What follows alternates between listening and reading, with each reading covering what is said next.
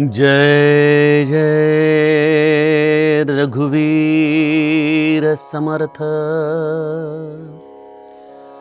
धरी रे मना संगती सज्जनाची, तिने वृत्ती हे पालटे दुर्जनाची। बळे भाव सद्बुद्धी सन्मार्ग लागे, महाक्रूर तो काळ विक्राळ भंगे।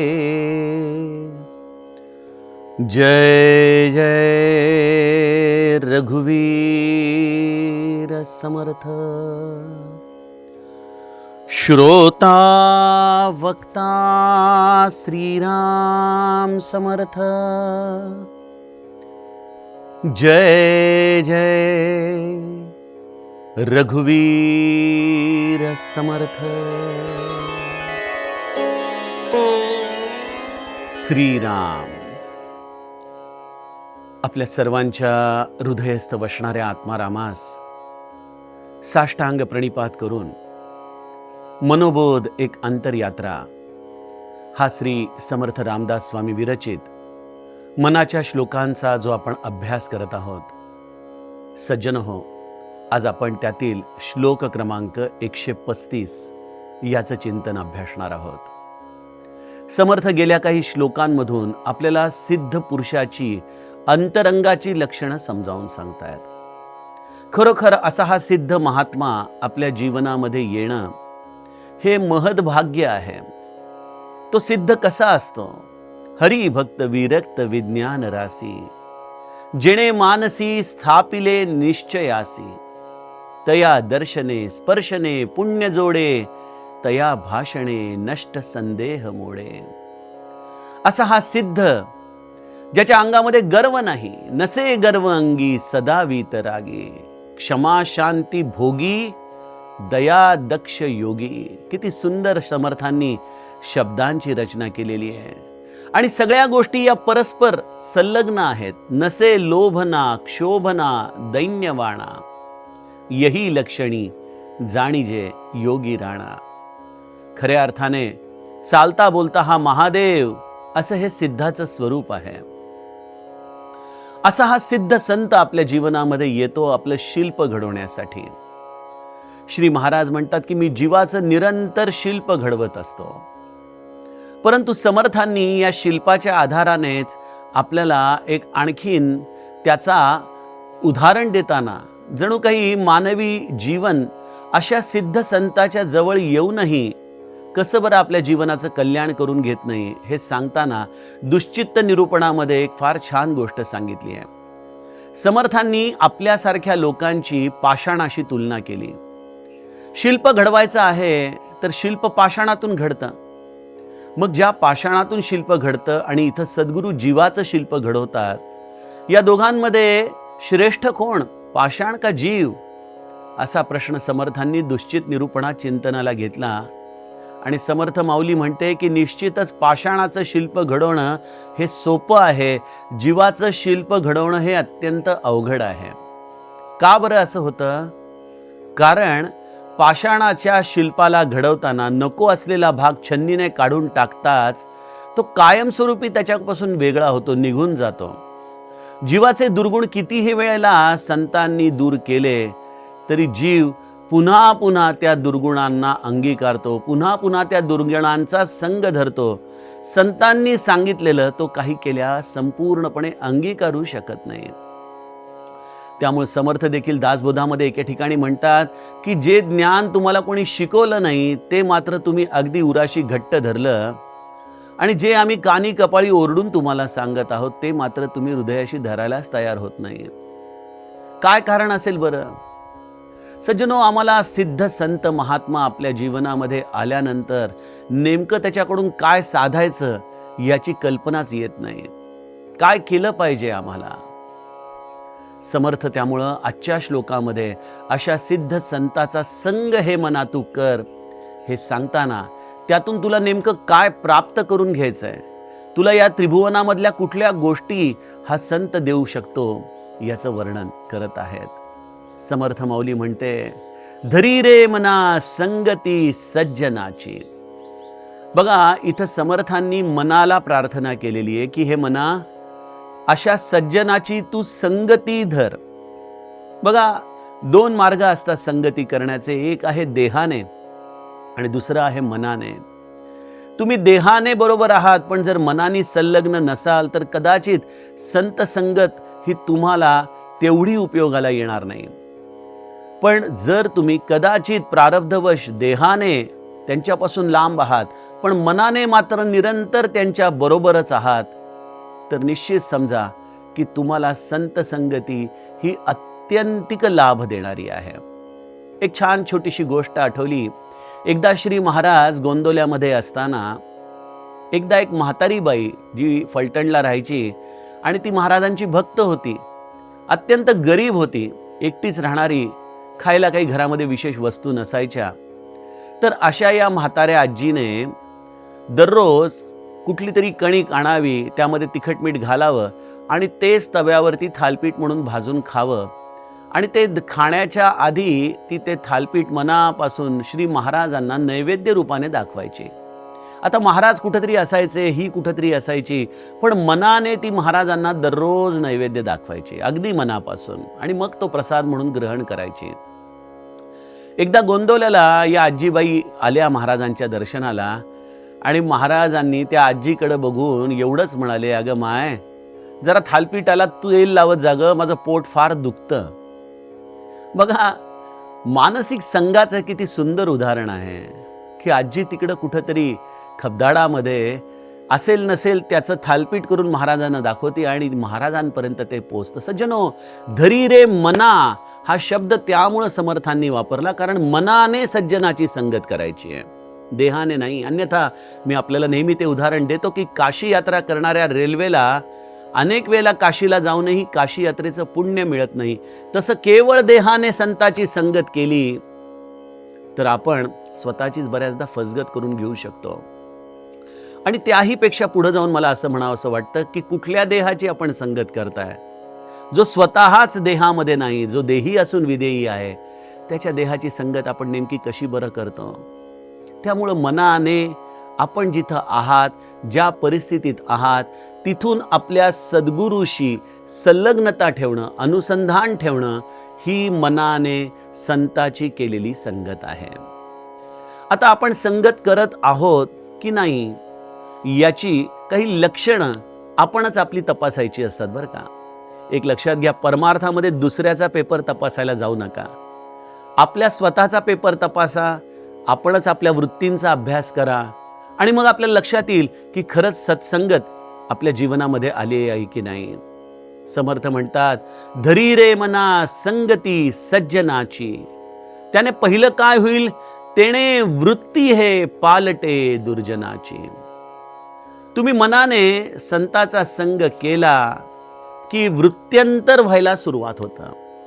मी जसा नव्हतो त्याची मला अवस्था ही स्वभाव झाल्यासारखी जाणवू लागते. मला त्यासाठी वेगळी काही कृत्रिमता आणावी लागतच नाही.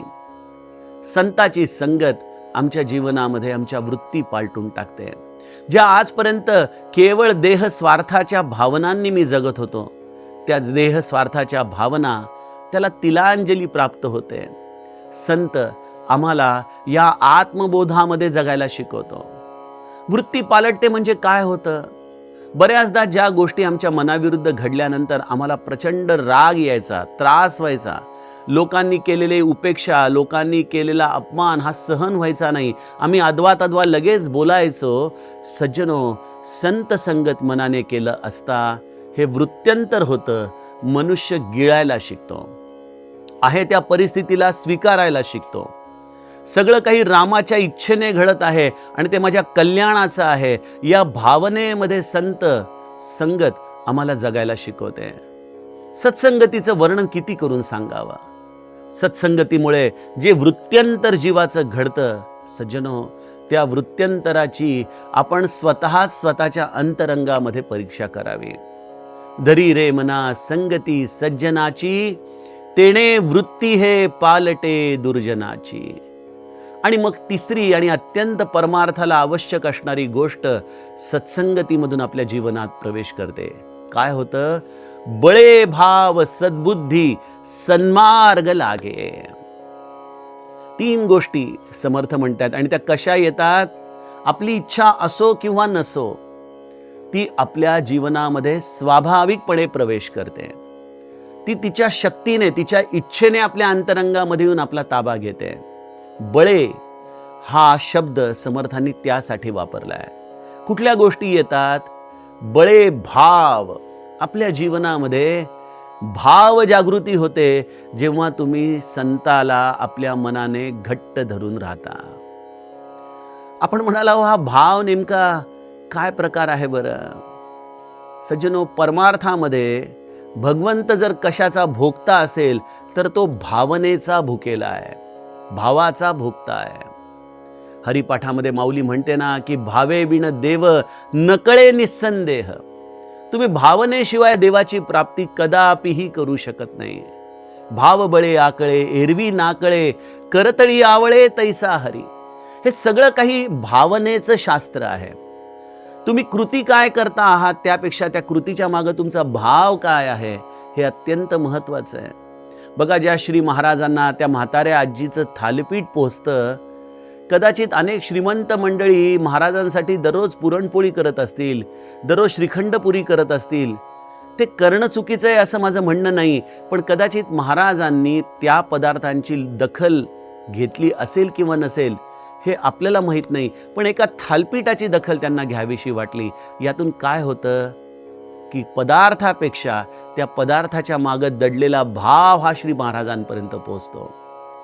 सज्जनो, परमार्थामध्ये या भाव जागृतीचं महत्त्व अनन्यसाधारण आहे आणि ही भावना आपल्या हृदयामध्ये जागृत करण्याचं सगळ्यात चांगलं जर दर्शन कुठलं असेल तर ते सत्संगतीची फलश्रुतीने आपल्या जीवनात येतं.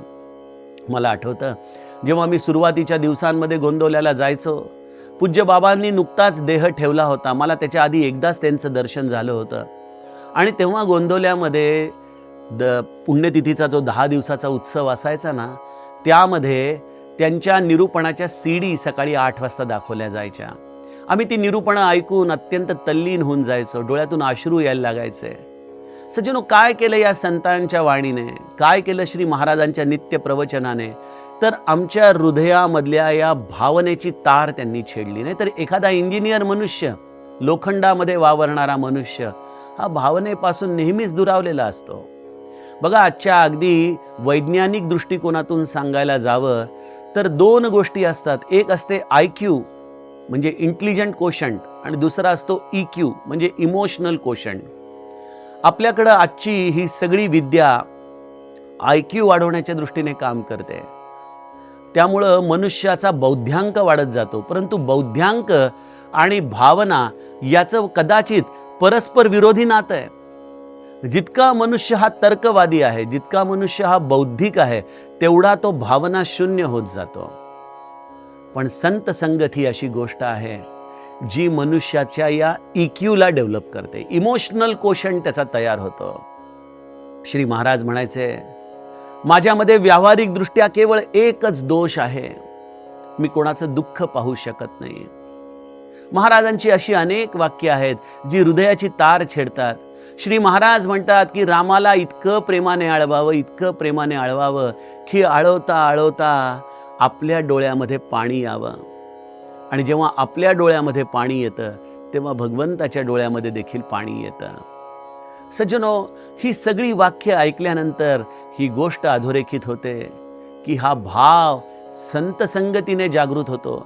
भावनेशिवाय भगवंताची प्राप्तीच होऊ शकत नाही आणि तो भाव सत्संगतीमधूनच आपल्या जीवनात प्रवेश करतो. बळे भाव आणि सद्बुद्धी. कारण की मी जसं म्हटलं की IQ आणि EQ या दोन्ही गोष्टी महत्त्वाच्या आहेत, पण इंटेलिजंट कोशंट याचा अर्थ सद्बुद्धी होत नाही. इंटेलिजंट कोशंट याचा अर्थ बौद्ध्यांक होतो, पण बुद्ध्यांक याचा अर्थ सारासार विचार होत नाही, सत्सद विवेक बुद्धी होत नाही. ती सत्सद विवेक बुद्धी तुम्ही कदाचित बौद्ध्यांकाने जरी कमी असला तरी देखील सत्संगतीने तुमच्या बुद्धीला एक तेज प्राप्त होतं, किंबहुना बुद्धीच्या पलीकडे असलेली प्रतिभा तुमची जागृत होते. ही प्रतिभाच तुमच्या जीवनाचा कंदील ठरते, मार्गदर्शक ठरते, तुम्हाला या अंधाऱ्या वाटेमध्ये रस्ता दाखवणारी ठरते. ही सद्बुद्धी मनुष्याच्या जीवनामध्ये प्रवेश करते, ती केवळ या संत संगतीमधून. ही सद्बुद्धी कशी प्राप्त करावी? एकदम एक साधा उपाय सांगतो. सद्गुरूच्या आज्ञेचं तंतोतंत पालन करायला शिका. स्वाभाविकपणे सद्बुद्धी तुमच्या जीवनामध्ये प्रवेश करेल. काही फार वेगळं करावं लागणार नाही. त्यांनी जेवढं सांगितलंय तेवढं करत राहा. त्यांनी नाम घ्यायला सांगितलंय, आपण नाम घ्या. त्या नामाच्या आधाराने ही सद्बुद्धी तुमच्या जीवनामध्ये कशी प्रकाशित होईल हे आपण स्वतः अनुभवा. बळे भाव सद्बुद्धी, आणि ज्याला सद्बुद्धी मिळाली त्याला सन्मार्ग लागला हे सांगणे न लगे. तो सन्मार्गानेच चालतो. जीवनामध्ये त्याचं आचरण शुद्ध राहतं. जीवनाचं ध्येय त्याला कळतं. तो आपल्या कल्याणाच्या दृष्टीने प्रयत्नशील राहतो. बळे भाव सद्बुद्धी सन्मार्ग लागे. आणि या सगळ्याचा परिपाक काय? महाक्रूर तो काळ विक्राळ भंगे. हा खरोखर काळ या शब्दाला जर आपण नीट विचार केलं तर एकाच गोष्टीमध्ये दयामाया नसते, आणि ती गोष्ट आहे काळ. आपण बघतो ना, एखाद्या मनुष्याचं अपघाती निधन झालं तर आपण किती वेळा पश्चाताप करतो की नेमका जर तो त्या दिवशी तिथं गेला नसता तर ही वेळच आली नसती. पण काळाचं चक्र कोणालाच फिरवता येत नाही. तो काळ कधी हेही बघत नाही की या व्यक्तीची इतर समाजासाठी किती गरज आहे. बस त्याची वेळ आली तो त्या काळाच्या आड दडला जातो. तो काळ हा खऱ्या अर्थाने महाक्रूर आहे. तो कधीच फिरवता येत नाही. आलेला क्षण कधीच पुनश्च आपल्याला भोगता येऊ शकत नाही. पण अशा या काळाच्या अधीन आम्ही जीव असल्यामुळं आम्ही सगळेजण या काळाच्या आधाराने भयभीत होऊन जगत असतो. त्याचं चिंतन आपण उद्याच्या श्लोकामध्ये बघणारच आहोत. पण काळाचा सगळ्यात मोठा गुणधर्म आहे की तो काळ आम्हाला सतत या भवरोगाशी बांधून ठेवतो. आम्हाला नेहमी भ्रांत ही आमच्या जीवनामध्ये तो आणतो. काळ हे आमचं प्रारब्ध ठरवणारं देखील आहे. आपण बघतो ना, अनेक ज्योतिषी आपल्याला सांगतात की सध्या अनुकूल काळ नाही, प्रतिकूल काळ चालू आहे. आपलं प्रारब्ध देखील या ग्रहस्थितींवरती जर काही प्रमाणामध्ये अवलंबून असेल तर काळ हा आमच्या जीवनाचा अविभाज्य घटक आहे. संत संगतीमध्ये एक फार मोठी सुविधा अशी आहे ना सज्जनो, की संत आम्हाला आमच्या प्रारब्धाला बदलण्याचं देखील सामर्थ्य स्वतःकडे ठेवतो. त्याच्या संगतीमध्ये गेलं असता मला असं वाटतं की हाताच्या रेषा बदलून जाऊ शकतात. कारण आमच्या जीवनामध्ये परमार्थाची रेषा तर कधी नव्हतीच, पण अशा या सद्गुरूच्या आम्ही चरणांजवळ आलो आणि त्याने परमार्थाची रेषा नाही कपाळात करावी सद्गुरू आपुल्या सत्ते, असं आनंद सागरांप्रमाणे आमच्या या जीवनामध्ये या महाक्रूर काळाला एक प्रकारे चकवून आम्हाला परमार्थाच्या दिशेने त्याने वळवलं. संतांची ही फार मोठी आमच्यावरती झालेली देणगी आहे की ते आम्हाला या महाक्रूर काळापासून सांभाळतात. मला आठवतं श्री महाराजांचे जे शिष्य होते गणपतराव दामले, एकदा पुण्यामध्ये ते असताना त्यांना श्री महाराजांची अचानक तार आले की जसे असाल तसे ताबडतोब गोंदवल्याला निघून या. ते गोंदवल्याला आले. महाराजांनी 2-4 दिवस ठेवून घेतलं आणि जेव्हा ते पुण्याला गेले तेव्हा त्यांना कळालं की या 4 दिवसामध्ये चाफेकर बंधूंनी जो रँडचा खून केला होता त्याची शस्त्र चाफेकर बंधूंना या दामलेंच्या घरामध्ये लपवायची होती. परंतु दामलेंचं कार्य हे महाराजांसाठी होतं आणि त्यामुळं दामले नसल्यामुळं ती शस्त्र त्यांनी कुठेतरी दुसरीकडे लपवली. अन्यथा या सगळ्या कार्यामध्ये सहभागी म्हणून गणपतराव दामलेंना देखील कदाचित फाशीच्या तक्त्यावरती चढावं लागलं असतं. सद्गुरूच्या सान्निध्यामध्ये राहिलं असता त्या महाक्रूर काळाला सद्गुरू आम्हाला सांभाळत आम्हाला भगवत सन्मुख तो ठेवतो. आणि महाक्रूर काळाचं सगळ्यात विकराळ रूप काय असेल तर ते म्हणजे पुनरपि जननम पुनरपि मरणम पुनरपि जननी जठरे शयनम, पुनश्च जन्माला येणं हेच या काळाचं सगळ्यात क्रूर असं रूप आहे. त्या जन्म मृत्यूच्या देखील सर्कलमधून सद्गुरू आम्हाला सोडवतो, सिद्ध संत आम्हाला सोडवतो. असं हे सत्संगतीच्या आधाराने आपल्या इच्छा असो किंवा नसो, बळे या शब्दाच्या आधाराने प्राप्त होणाऱ्या गोष्टी आहेत. पण कोणासाठी? ज्यांनी मनाने सद्गुरूला घट्ट धरून ठेवलं आहे. सज्जनो, आता आपण उद्याच्या सत्रामध्ये पुढील श्लोकाचं चिंतन बघूयात. जानकी जीवन स्मरण. जय जय राम.